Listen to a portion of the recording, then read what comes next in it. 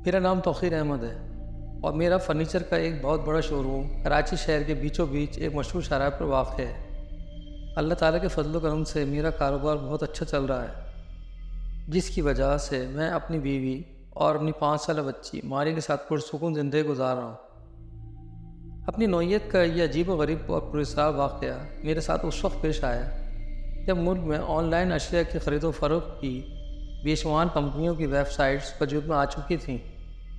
इन website में मुख्तलिफ़ नौइयत की मुलाज़मतें, किराए के मकानात का लेन देन, मुख्तलिफ़ किस्म की अशिया की ख़रीद व फ़रोख्त और बहुत से सोशल वर्क के हवाले से दिए जाने वाले पुरकशिश इश्तहारात नुमायाँ होते थे। लोग अपनी ज़रूरियात की मुनासबत से इन्हीं कंपनियों की वेबसाइट पर ऑर्डर देकर घर बैठे अपनी पसंद की अशिया वसूल करते थे।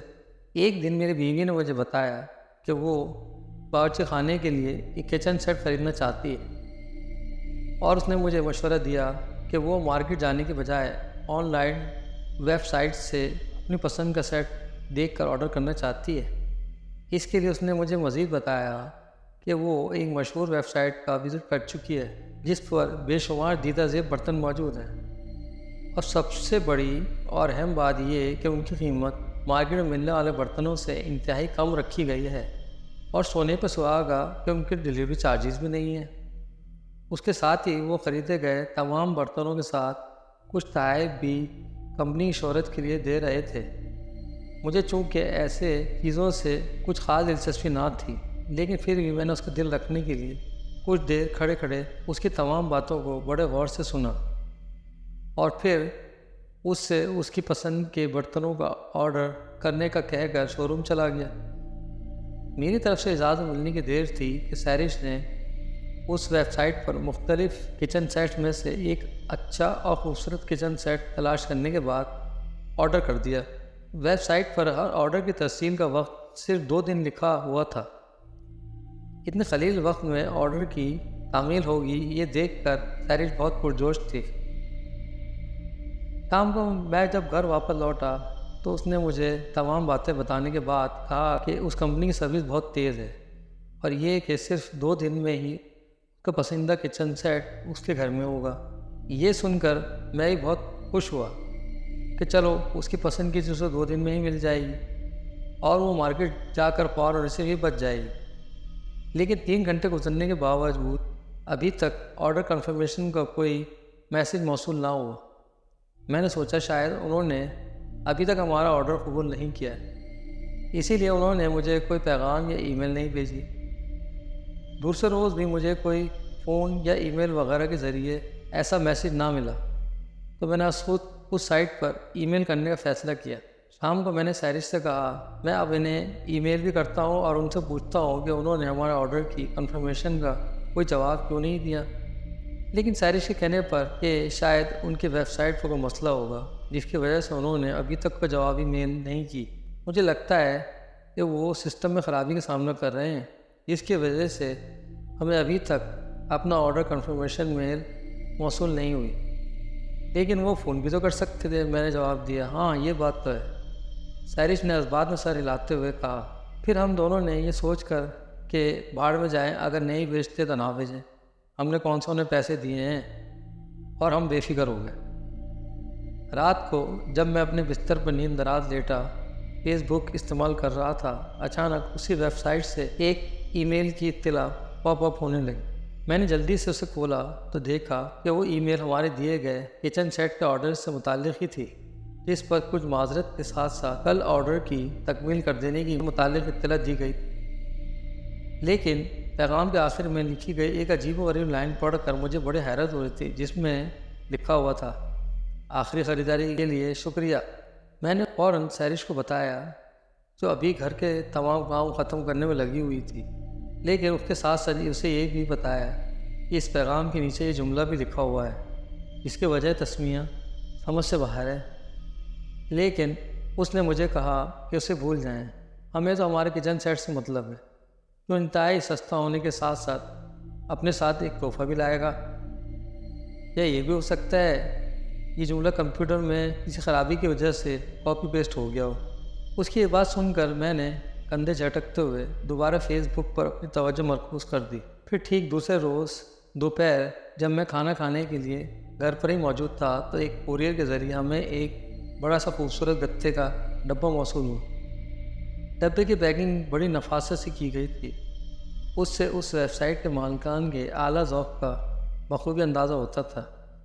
سیرش تو بہت خوش ہو رہی تھی، جیسے اسے ہفتے اقلیم کی دولت مل گئی ہو۔ اس نے جلدی سے ڈبے کو کھولا تو اندر ترتیب سے تمام کچن سیٹ رکھا ہوا تھا۔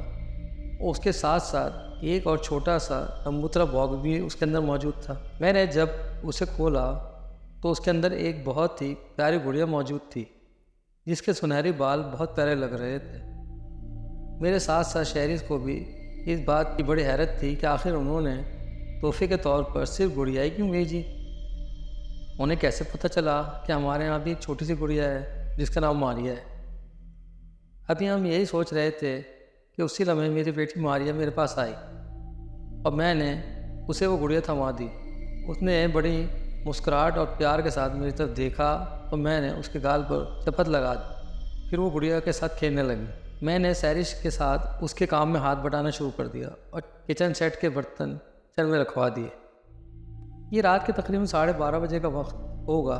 مجھے نیند نہیں آ رہی تھی، طبیعت میں ایک عجیب طرح کی بے چینی سی تھی اور میں سو نہیں پا رہا تھا۔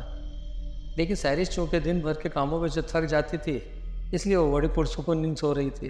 درمیان میں ماریا بھی خود سے لپٹی نیند کے مزے لے رہی تھی۔ اچانک میں نے دروازے کے باہر کسی کے چلنے کی آہٹ سنی۔ میں چونک گیا۔ میں نے سیرش اور ماریا کی جانب نگاہ ڈالی، وہ دونوں پرسکون سو رہی تھیں۔ یہ دیکھ کر میں آہستہ آہستہ بغیر آواز نکالے اپنے بیڈ سے نیچے اترا اور سلیپر پہن کر دروازے کی جانب بڑھا اور بڑی آہستگی سے دروازہ کھول کر اس میں بننے والی جھرری سے آنکھ لگا کر باہر کوریڈور میں جھانکنے لگا۔ پہلے تو مجھے لگا کہ شاید کوئی بلی وغیرہ ہی ہوگی، لیکن جو آواز میں نے سنی تھی وہ کسی بلی کی نہیں تھی، بلکہ میں نے واضح طور پر سنا تھا جیسے کوئی چپکے چپکے کوریڈور میں چل رہا ہو۔ لیکن میں نے جھانکنے کے باوجود وہاں کوئی زیرون دکھائی نہ دیا۔ میں کچھ دیر تک مزید آوازیں سننے کی کوشش کرتا رہا، لیکن جب پھر کوئی اور آواز سنائی نہ دی تو میں نے پورا دروازہ کھولا اور ٹی وی لاؤنج میں آ گیا۔ میں نے ادھر ادھر دیکھا، لاؤنج کی لائٹس بند تھیں۔ مجھے عجیب لگا، میری بیوی نے کبھی لاؤنج کی لائٹس بند نہیں کی تھی اور ماریا تو لائٹ بالکل ہی نہیں بند کر سکتی تھی۔ ابھی میں کھڑا یہی سوچ رہا تھا کہ اچانک میں نے دیکھا کہ کسی کا سایہ لاؤنج میں تیزی سے دوڑ رہا ہے، جو ایک بچے کا سایہ لگ رہا تھا۔ یہ دیکھ کر میرے جسم کے رونگٹے کھڑے ہونے لگے۔ مجھے ایک خوف سا محسوس ہونے لگا۔ میں فطرتاً ڈرپوک واقع ہوا ہوں اور خاص طور پر اندھیرے میں جانے سے مجھے موت پڑتی ہے۔ اس کمزوری کی وجہ سے میں خاندان بھر میں مشہور تھا۔ مجھے یوں محسوس ہونے لگا جیسے میرے قدموں نے زمین پکڑ لی ہو، اور باوجود کوشش کے میں آگے بڑھنے سے قاصر تھا۔ میرے جسم یوں لرز رہا تھا جیسے جاڑے کا بخار آ گیا ہو۔ میں نے اپنی رہی صحیح ہمت جمع کرتے ہوئے پکارا، کون ہے؟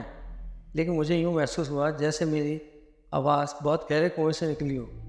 یہ دیکھ کر میں نے دوبارہ تھوک نگلتے ہوئے پکارا، لیکن میرے بار بار پکارنے کے باوجود کوئی اور آواز سنائی نہ دی۔ یہ دیکھ کر میں نے دوبارہ قدم اٹھانے کی کوشش کی تو اس بار وہ بآسانی اٹھ گئے۔ یہ دیکھ کر میں نے جلدی سے ٹی وی لاؤنج کی تمام لائٹس آن کر دی اور تیز تیز قدموں سے واپس بیڈ روم میں پہنچ گیا۔ کمرے میں ایک گمبھیر خاموشی طاری تھی۔ جب میں واپس کمرے میں آیا، دیکھا وہی گڑیا جو کچن سیٹ کے ساتھ موصول ہوئی تھی سامنے فرش پر پڑی تھی۔ اس کی حالت بہت مخدوش تھی۔ اس کی ایک آنکھ غائب تھی اور اس کے خوبصورت سنہرے بال بہت چھوٹے ہو گئے تھے، جیسے کسی نے اس کے بالوں کو قینچی سے کاٹا ہو، اور اس کے ماتھے پر آڑے ترچھے نشان موجود تھے۔ میں حیران تھا کہ یہ سب کچھ کس نے کیا۔ ماریا سیرش اسی طرح بے سود سوئی ہوئی تھیں۔ میں نے کچھ سوچ کر گڑیا کو فرش سے اٹھا کر اپنے بستر کے ایک طرف رکھ دیا اور سونے کی کوشش کرنے لگا۔ کچھ دیر گزرنے کے بعد میرے آگے بوجھل ہونا شروع ہو اور پھر نہ جانے کس وقت مجھے نیند نے آ دبوچا۔ کچھ دیر بعد جب میں نے کروٹ بدلی تو میرا رخ اسی طرف ہو گیا جہاں وہ گڑیا رکھی تھی۔ اچانک میری آنکھ کھلی، میں نے محسوس کیا وہ گڑیا میری طرف غور سے دیکھ رہی تھی اور اس کی مصنوعی ہونٹوں پر ایک عجیب سی پراسرار طرح کی مسکراہٹ تھی۔ سب سے زیادہ خوفزدہ کرنے والا مرحلہ وہ تھا جب میں نے دیکھا کہ اس کے ماتھے سے تازہ خون بہہ رہا تھا اور وہ اپنی ایک آنکھ کھولے مجھے یوں گھور رہی تھی جیسے شیر کسی معصوم ہرن کے بچے کو گھورتا ہے۔ میں نے خوفزدہ ہو کر جلدی سے آنکھیں بند کر لیں۔ شاید میرے ذہن میں یہ رہا ہوگا میں نے کتے میں کوئی خواب دیکھا ہو۔ میں نے لیٹے لیٹے سیرش کو بھی پکارا، لیکن میری آواز میرے حلق میں پھنس کر رہ گئی تھی، اور مجھے یوں لگ رہا تھا جیسے میرے گلے کو پکڑ کر دبانے کی کوشش کر رہا ہو۔ میں نے ڈر کے اسے دوبارہ آنکھیں کھولنے کی کوشش نہیں کی، اور دل میں جتنی دعائیں یاد تھیں سب پڑھنے لگا۔ میرے جسم ہولے ہولے کانپ رہا تھا، یوں محسوس ہو رہا تھا جیسے کوئی بیٹ کو پکڑ کر ہلا رہا ہو۔ تعجب کی بات تو یہ تھی کہ بیٹ ہل رہا تھا، لیکن اس کے باوجود سیرش گھوڑے بیچ کر سو رہی تھی۔ میں نے ایک بار پھر ہلکے سے آنکھوں کو تھوڑا سا کھول کر دوبارہ اس گڑیا کی جانب دیکھنے کی کوشش کی، تو میرے منہ سے ایک چیخ نکلنے لگی۔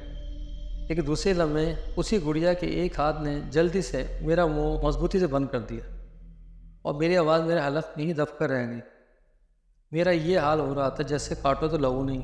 دوسرے لمحے مجھے یوں محسوس ہوا جیسے اس کا ہاتھ میرے منہ سے ہٹ چکا ہے۔ یہ دیکھ کر میں نے جلدی سے آنکھیں کھول کر دیکھا تو میرے حیرت کی انتہا نہ رہی جب میں نے دیکھا کہ وہ گڑیا اسی حالت میں موجود تھی جیسے آج صبح موصول ہوئی تھی۔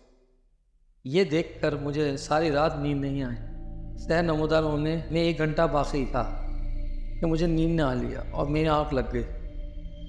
صبح دن چڑھنے پر جب مجھے سیرش نے جگایا، میں نے جلدی سے اٹھ کر اسی کی جانب دیکھنے لگا جہاں رات بھر اس خوفناک و پرسار گڑیا کا تماشا جاری تھا۔ مجھے یوں بیٹھ ایک جانب دیکھتے ہوئے سیرش نے بھی چونک کر اس جانب دیکھا تو وہاں اس گڑیا کے علاوہ کوئی اور چیز دکھائی نہ دی۔ تو اس نے مجھ سے پوچھ لیا، کون سی ایسی ہستی موجود ہے جسے آپ یوں ٹک ٹک باندھے دیکھ رہے ہیں؟ لیکن اس کی بات سنی انسنی کرتے ہوئے میں نے گڑیا کو دیکھا تو مجھے اپنی آنکھوں میں یقین نہیں آ رہا تھا کہ گڑیا اب بھی ویسی ہی ہے جیسے ڈبے سے نکلی تھی۔ اس کی پیشانی پر کوئی نشان نہیں تھا، اس کی آنکھیں بھی غائب نہیں تھیں، اور اس کے بال بھی اسی طرح لمبے اور گھنے تھے۔